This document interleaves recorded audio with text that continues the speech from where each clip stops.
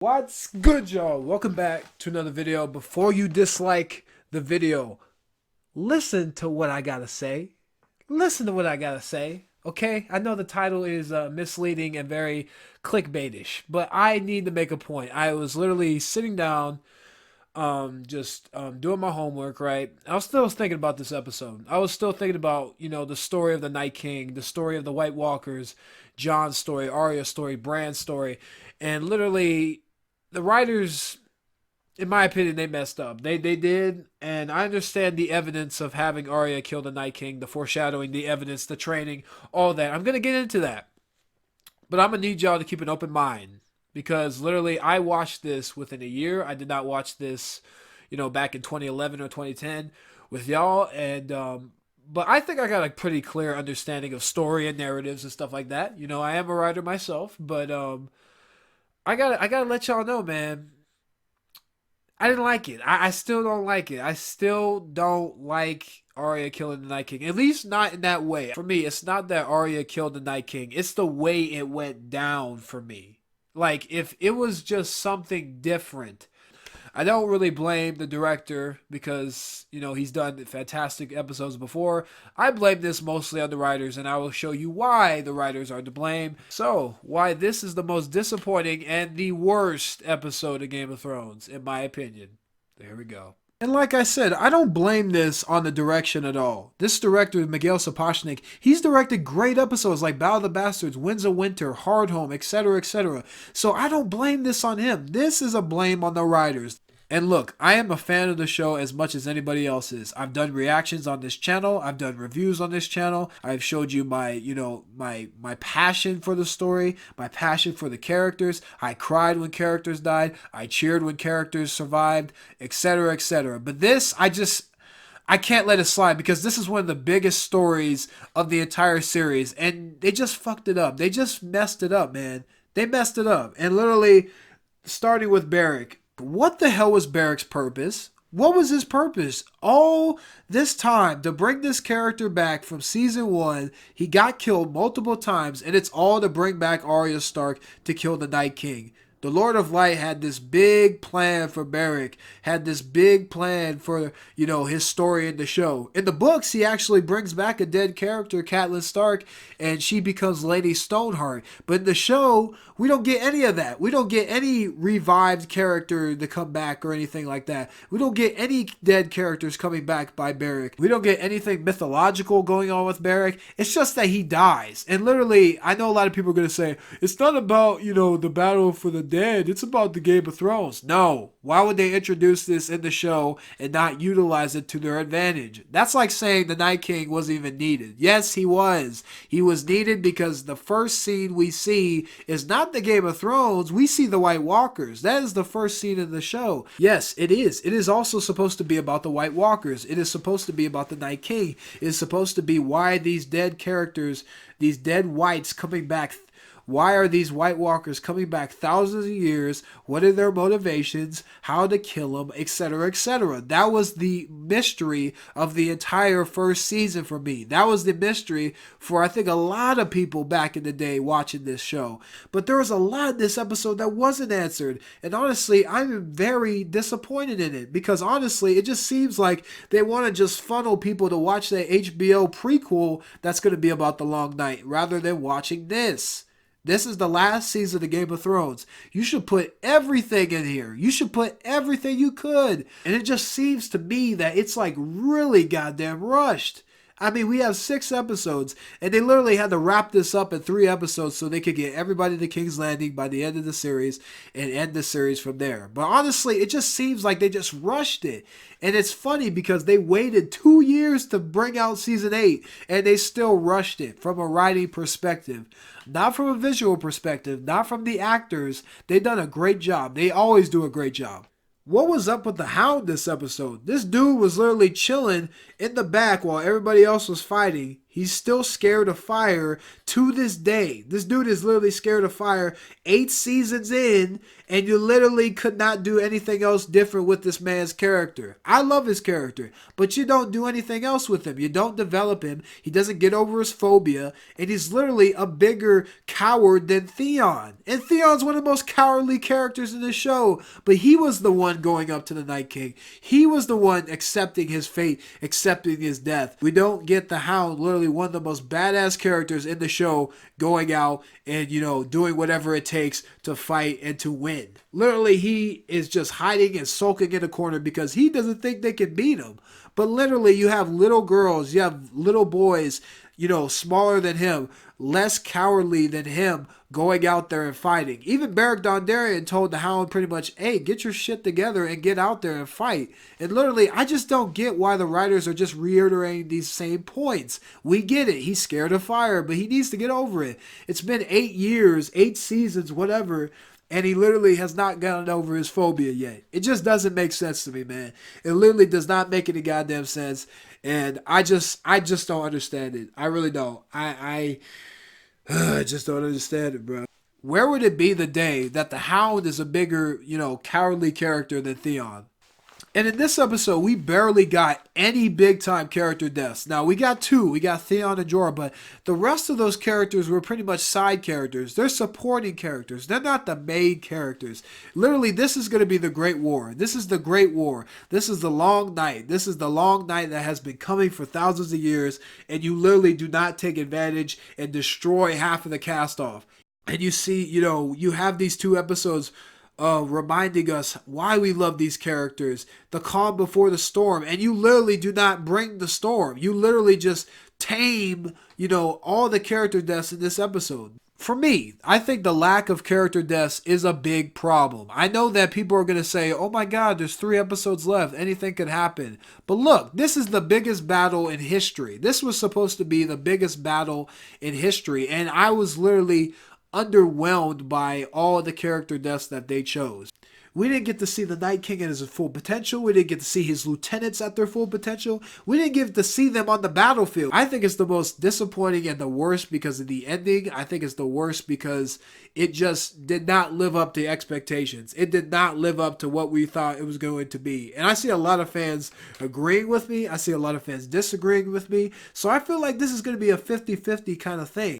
There are certain characters that probably should have died this episode. I always thought that all the side characters that were supporting the main characters, they probably should have died this episode because that would bring a greater purpose to what, the Great War is. I'm not saying kill all the side characters off, but kill a lot of them off because here's the thing. In history, people are going to remember these side characters dying in this war. People are going to remember, the Podricks, the Brienne of Tarth, the Grey Worms, the Torments, the Hounds, the Davoses, etc., etc. But you never do it. They just never pull the trigger on them. They pulled the trigger on a couple characters. I thought Lyanna Mormont's death was pretty awesome. I mean, she's freaking killed a giant before she went out. She got smashed, and then she just got smashed to the ground, pause.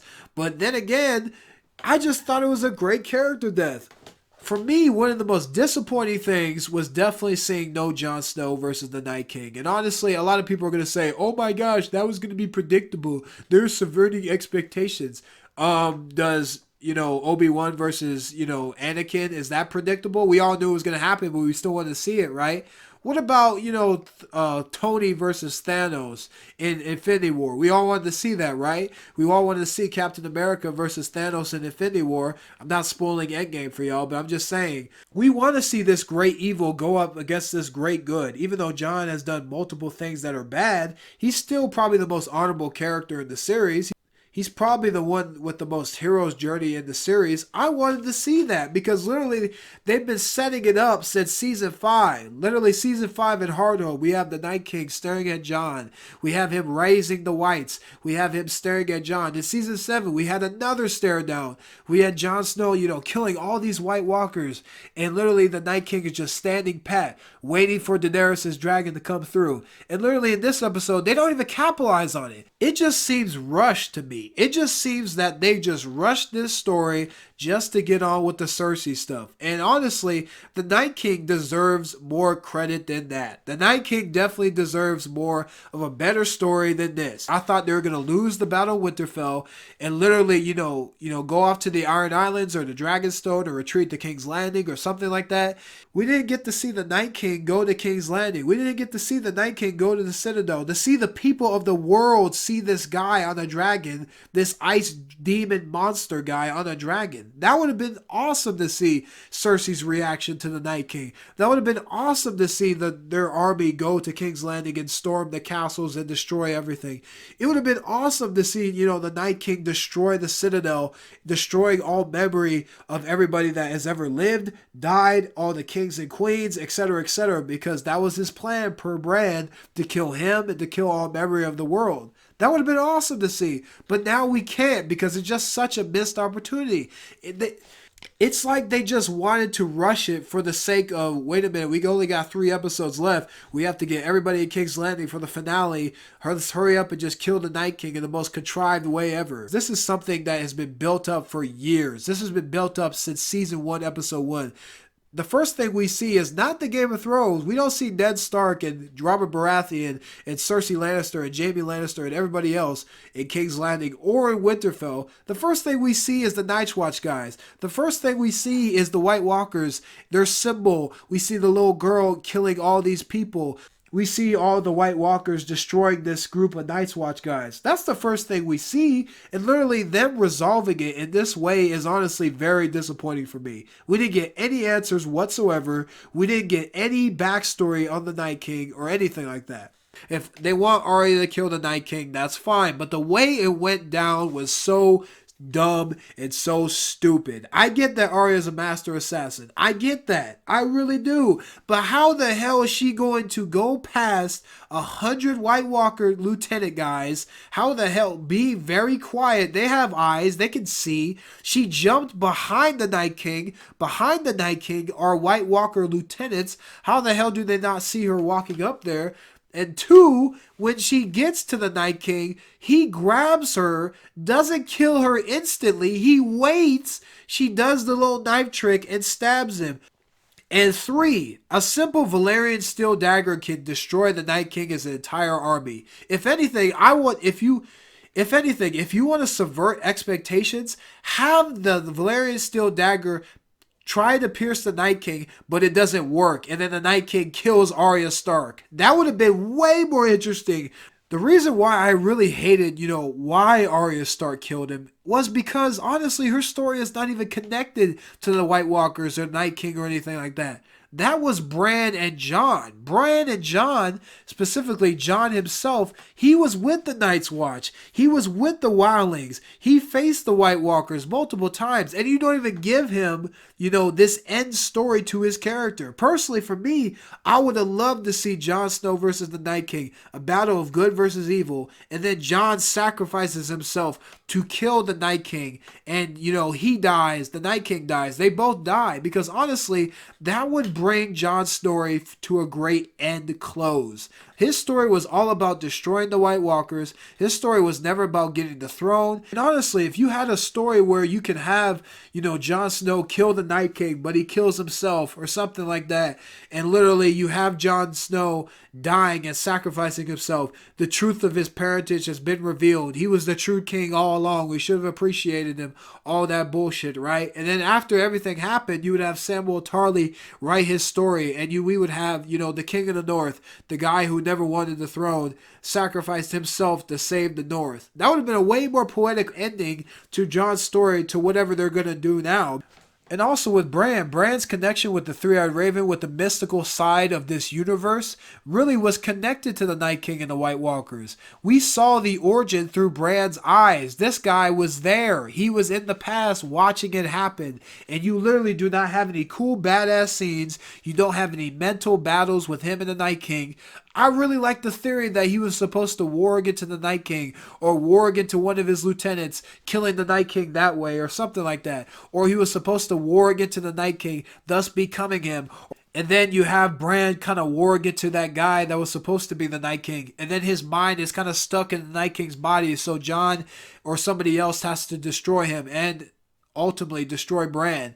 Or if the Night King is going to destroy Bran, what if Bran actually transfers his consciousness into another being? What if he transfers his consciousness into a dragon or into a crow or into a direwolf or something like that? His physical body is dead, but rather his mental body is not dead. But literally, they could have done anything. Anything else regarding to the plot could have been better to this. I do have a problem with Arya taking Jon's story. She pretty much took his story away from him. She took Bran's story away from him, utilizing this cool moment for her to do this little knife trick that she did back in season 7. And look, I love Arya Stark. I really do, but she did not need this moment. This was not her fight at all. It's like having Captain Marvel destroy Thanos. It makes no sense. And you want to know why the writers chose Arya to defeat the Night King? You want to know why they didn't choose Jon or Bran or somebody else to defeat the Night King, or just all the characters together to defeat the Night King? You want to know why they chose Arya? She seemed like the best candidate, provided we weren't thinking about her in that moment. One of the great things about having this many people you care about in a sequence together is that you can kind of pull people's attention and focus to people that they care about a lot. We hope to kind of avoid the expected, and Jon Snow has always been the hero, the one who's been the savior, but it just didn't seem right to us for this moment. Yeah, that's right. You just heard the directors of the damn show say they chose Arya Stark because it was unpredictable. Not that it made sense. Not that it was, what we were planning all along. It was just because they wanted to subvert expectations. You know what's great writing? Actually having, Jon Snow being Aegon Targaryen, because we can tell that has been set up from the beginning of the show. That has been set up from the beginning of the series. But this was not set up. The prince that was promised, all these prophecies, literally bringing Jon back from the dead literally did nothing for this scene. Arya killing the Night King does nothing. Jon doesn't even get to see the end of the Night King. He doesn't even get to see it because he's stuck with Drogon or Viserion or whoever the fuck it is. And I will ask George R. R. Martin this, and the writers this. If Arya was always meant to kill the Night King, why bring Jon Snow back from the dead? You kill this man off, and then you bring him back, because honestly, I thought the Lord of Light brought him back for this purpose and this purpose only, to defeat the White Walkers and the army of the dead. I really thought that that was his entire purpose, and after that, his character would die, because his purpose would be fulfilled. And literally, fans are saying, oh my god, it's been set up from the beginning. Oh my god, Bran already knew that she was going to use that dagger to kill the Night King. No, that's not what it is. Bran knew that she was going to use that dagger to kill Littlefinger. That's why he got it back in season 7. He was looking at that dagger when he was talking to Littlefinger. He gave it to Arya knowing that she was going to kill Littlefinger with that same dagger. That was the poetic thing. It was not the Night King. And then we also have this scene back in season 3 where Melisandre and Arya first meet. And then here we go. And in that darkness, eyes staring back at me. Brown eyes, blue eyes, green eyes. Eyes you'll shut forever. Melisandre says in that scene, eyes staring back at me. Brown eyes, blue eyes, green eyes. And she specifically said, not blue eyes last, brown eyes, blue eyes, and green eyes. This is obviously a reference to her training with the Faceless Men. This is not a reference to her killing off the Night King, but the writers tried to be slick. And then we get this scene in season 8, episode 3, where Arya and Melisandre meet again. And they tried to pull a fast one on us. They really tried to. And literally this happened. He said we'd meet again. And here we are. He said I'd shut many eyes forever. You were right about that too. Brown eyes, green eyes, and blue eyes.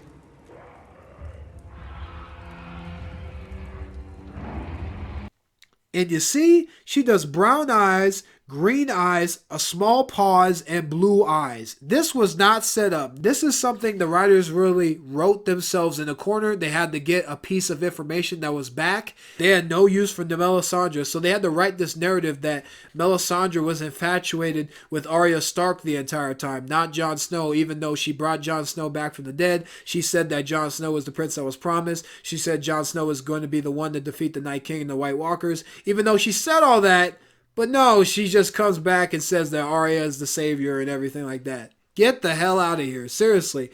You notice that in season 8, she says brown eyes, green eyes, and blue eyes with a pause before the green and the blue.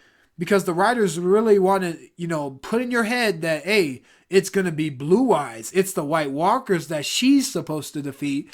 But it just doesn't make any goddamn sense. You build this guy up, you build Bran Stark's character up, and Arya just takes all their character arcs that was dealing with the White Walkers and the Night King and just shoves it down the toilet. And now a lot of fans thinking that Arya is going to kill Cersei too. She's going to take Jaime's arc as well. I mean, goddamn, how many storylines does this girl need to take? I get it. We understand it. And look, I'm not hating on Maisie Williams. She's a fantastic actress. I am hating on the direction of the characters. I am hating on the writing team because literally Arya Stark's purpose was never to defeat the White Walkers. Her purpose was to get revenge on people that have wronged her and her family. Cersei, the Mountain, etc., etc. Meryn Trant, Walder Frey, all these people that she has killed and has planned to kill has done wrong to her family, has wronged her and her family. That's it. That's her entire story arc. It's revenge. It's nothing against, the White Walkers or the Night King. It never has been. She seemed like the best candidate provided we weren't thinking about her in that moment. Like I said, the writers tried to pull a fast one on the audience and try to convince us that it's been here this entire time. And you can see in this little behind the scenes clip that literally the writers chose Arya Stark because she was the most unpredictable person to kill the Night King.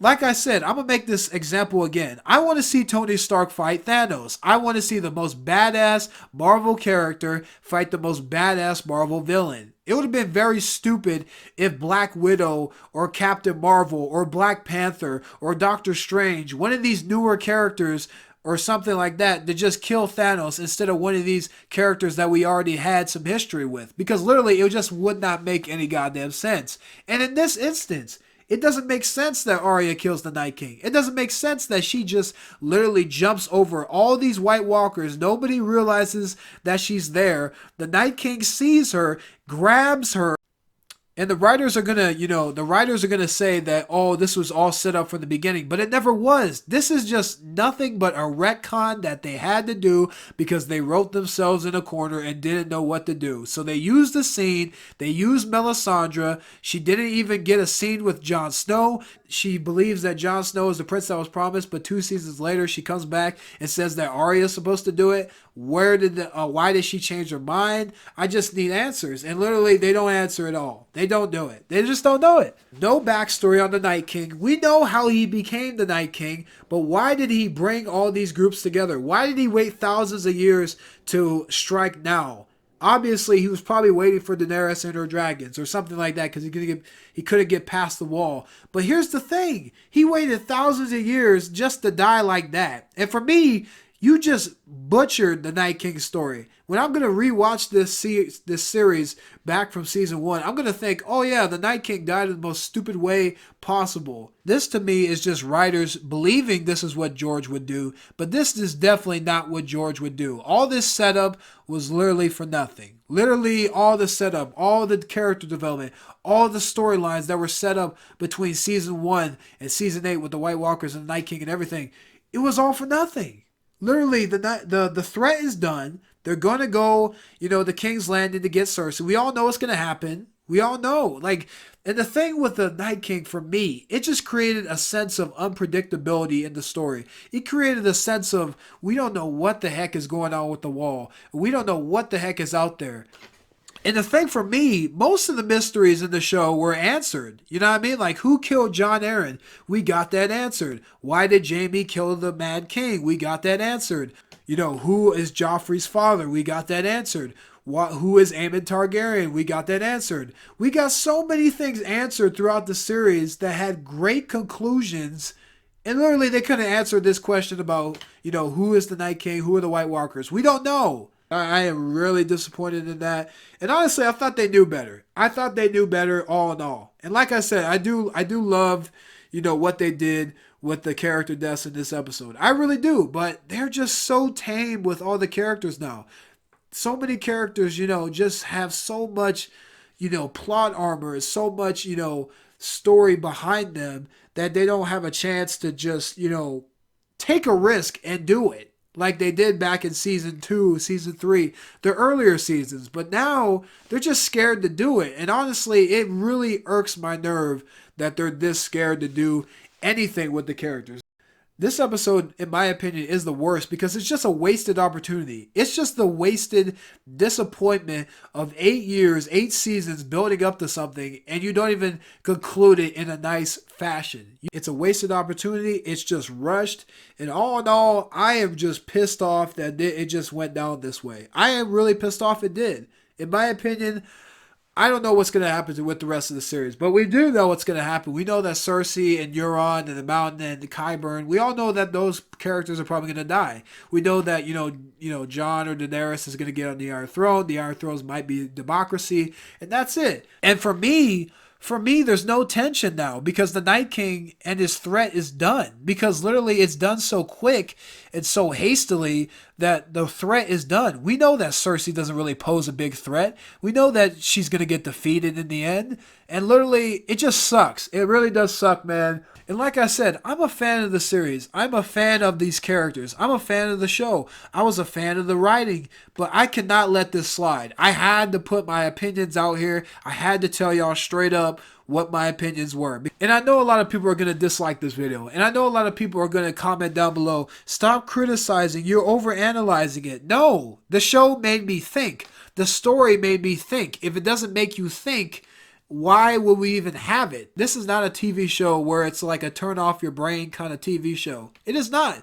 This show made you think about the plot. This show made you think about the character motivations. And literally for it to just be wasted in this, it just sucks.